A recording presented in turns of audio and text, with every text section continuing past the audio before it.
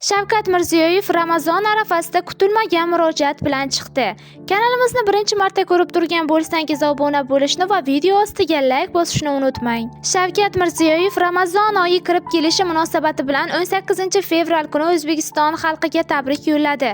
Bu haqda Prezident matbuot xizmati xabar berdi. Davlat rahbari Ramazon oyini mehr-oqibat, xayr-u saxovat va shukronalik timsoli sifatida e'tirof etib, bu qutlug' ayyomga tinchlik va hamjihatlikda yetkazgani uchun Parvardigorga shukronalar aytish lozimligini ta'kidladi.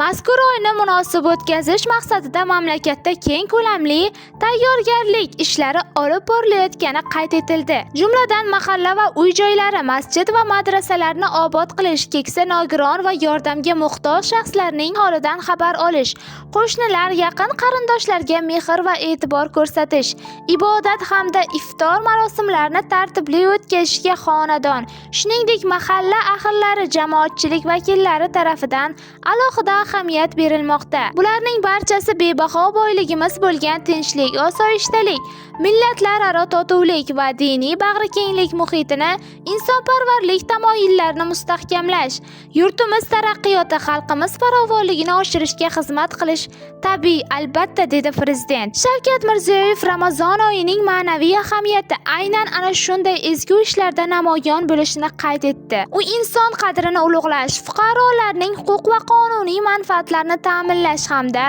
ijtimoiy adolatni qaror toptirish davlat siyosatining ustuvor yo'nalishiga aylanganini ta'kidladi. Prezident joriy yil mahallani rivojlantirish va jamiyatni yuksaltirish yili deb e'lon qilingani ortida ham ana shunday ezgu maqsadlar mujassam ekanini bildirdi.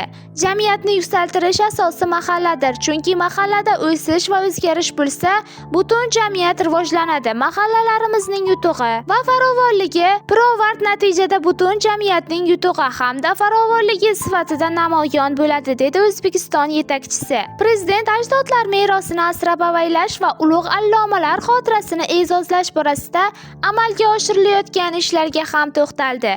So'nggi yillarda Toshkent shahrida Islom sivilizatsiyasi markazi, Samarqandda esa Imom Buxoriy majmuasi bunyod etilgani qayd etildi.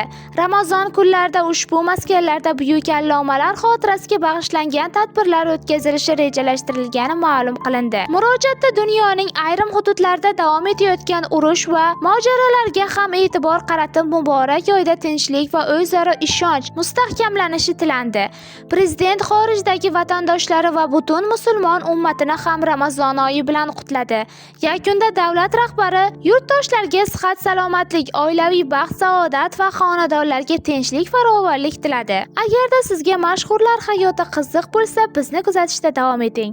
Obuna bo'lishni va videoga like bosishni unutmang.